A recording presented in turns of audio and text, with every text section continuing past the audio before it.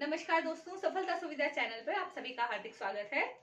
और आज जो टॉपिक हम डिस्कस करने वाले हैं वो है प्रिजम्पशन।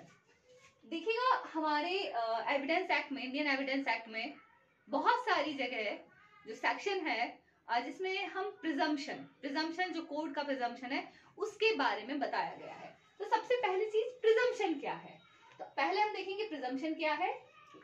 प्रिजम्पशन का अर्थ है उपधारणा। ओके, तो प्रिजम्पशन का अर्थ है उपधारणा। किसी फैक्ट में जो एविडेंसेस कोर्ट के समक्ष प्रस्तुत किए जाते हैं, may be oral evidence, may be documentary evidences, उसके आधार पर किसी फैक्ट के बारे में, जो फैक्ट इशू है उसके बारे में कोर्ट अपनी धारणा बनाता है, अपनी ओपिनियन फ्रेम करता है, किसी निष्कर्ष पर पहुंचता है। तो कोर्ट के उस निष्कर्ष तक जो पहुंचने के पीछे की जो रीजनिंग है, जो कारण है, ओके, उसे कहा जाता है प्रिजम्पशन, उपधारणा, कि किस तरीके से किसी चीज के बारे में, किसी तथ्य के बारे में कोर्ट क्या प्रिज्यूम करेगा, क्या उपधारित करेगा। उसी से रिलेटेड जो लॉज है, उससे रिलेटेड जो प्रोविजंस हैं हमारे इंडियन एविडेंस एक्ट में बिखरे हुए हैं, तो वही आज हम सेक्शन 4 के अंतर्गत हम डिस्कस करने वाले हैं। तो सबसे पहली चीज प्रिजम्पशन क्या है। ओके, तो प्रिजम्पशन का अगर हम मीनिंग देखें तो प्रिजम्पशन जनरली एक इन्फरेंस है, ठीक है, वो है एक निष्कर्ष कि कोर्ट किस निष्कर्ष पर पहुंचेगा।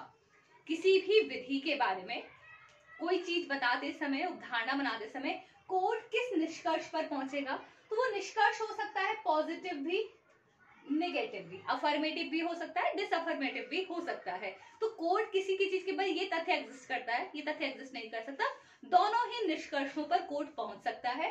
तो ये कोर्ट का एक निष्कर्ष है, किसी पॉजिटिव या नेगेटिव हो सकता है, इसकी जो प्रकार है।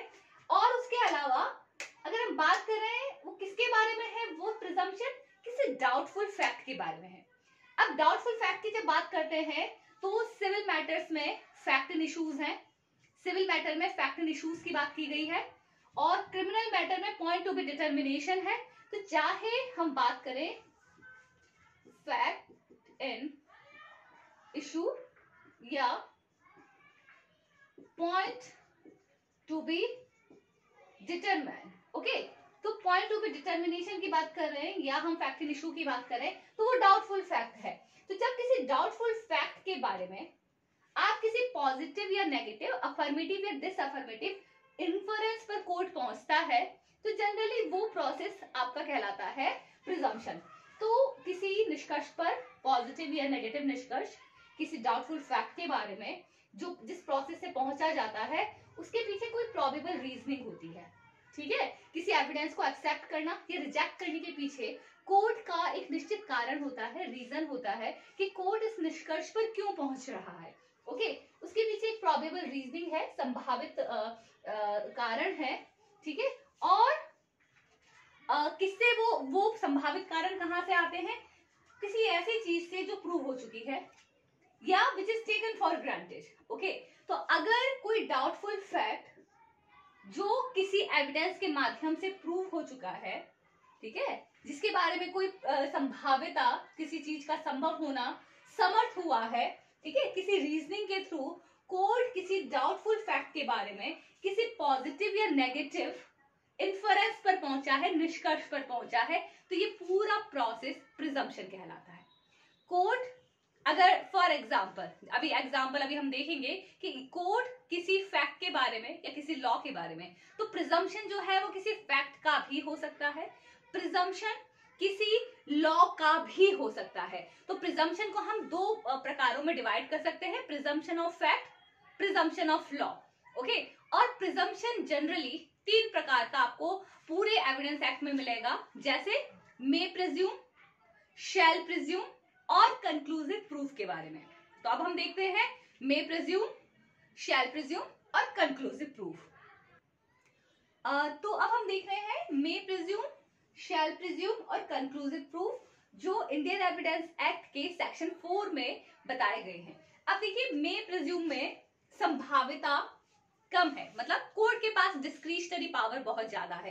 तो जब भी may presume, court may presume इन शब्दों का उपयोग एविडेंस एक्ट में किया गया है, तो उसका अर्थ आपको सीधा सीधा ये लगाना है, कोर्ट के पास डिस्क्रिशनरी पावर है।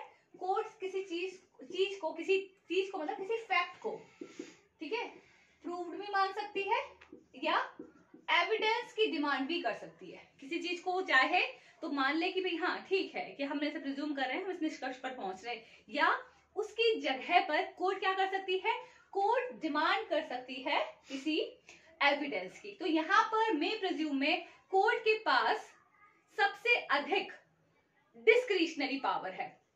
दूसरा शैल प्रिज्यूम।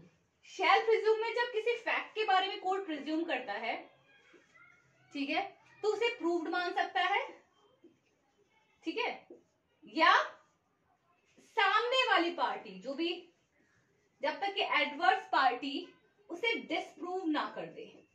तो यहाँ पे कोर्ट के समक्ष कोई फैक्ट आया है, कोर्ट या तो उसे साबित मानेगा, दूसरी पार्टी से डिसप्रूव करना चाहे तो कर सकती है। यानी कोर्ट अपने डिस्क्रिशन पर एविडेंस नहीं मान सकता है जब तक कि सामने वाली पार्टी उसे रिबट ना करे, ठीक है, उसके विरुद्ध एविडेंस लाके ना दे, तब तक कोर्ट उसे वैलिड मानेगा, कोर्ट उसे एक्सेप्ट करेगा। मतलब कोर्ट का डिस्क्रिशनरी पावर यहाँ पर खत्म हो जाता है। तो यहाँ पर रिबटल है लेकिन डिस्क्रिशनरी पावर नहीं है।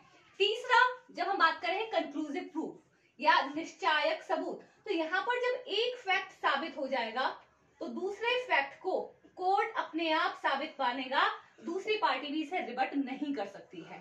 तो जहां पर मे प्रिज्यूम की बात की गई है, कोर्ट के पास डिस्क्रिशनरी पावर है, किसी तथ्य को वो प्रूव्ड मान सकता है या उसके बारे में एविडेंस की डिमांड कर सकता है।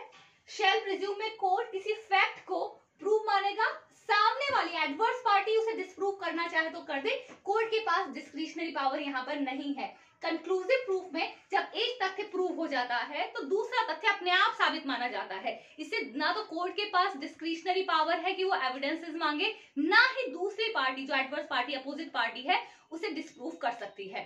तो अब हम देखेंगे कि जो प्रिजम्पशन ऑफ लॉ क्या है और प्रिजम्पशन ऑफ फैक्ट क्या है।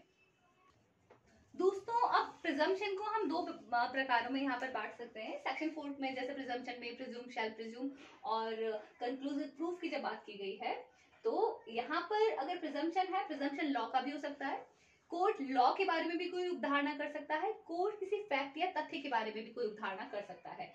तो जब किसी तथ्य के बारे में, किसी फैक्ट के बारे में उपधारणा की जाती है, तो उसमें कोर्ट के पास तथ्य मतलब तथ्य है कि घटनाओं पर कोर्ट का डिस्क्रिशनरी पावर सबसे ज्यादा होता है। जब कोर्ट का डिस्क्रिशन है तो वो मे प्रिज्यूम में आएगा, और जो हमारे एविडेंस एक्ट के सेक्शन 86, 87, 88, 90, 114 ये सारे मे प्रिज्यूम से डील करते हैं। तो ये सारे सेक्शन डील कर रहे हैं आपके मे प्रिज्यूम से। दूसरा आता है रिबटेबल, जहां पर एडवर्स पार्टी किसी बात को रिबट कर सकती है, किसी प्रिजम्पशन को रिबट कर सकती है। तो ये जो सेक्शंस है शैल प्रिज्यूम, जिसमें कोर्ट साइलेंट रहेगा, ठीक है, कोर्ट के समक्ष कोई तथ्य है, कोई मैटर है, court shell presume under these provision, court presume करेगा, लेकिन जब तक कि सामने वाली पार्टी चाहे तो उसे रिबट करना चाहे तो कर सकता है।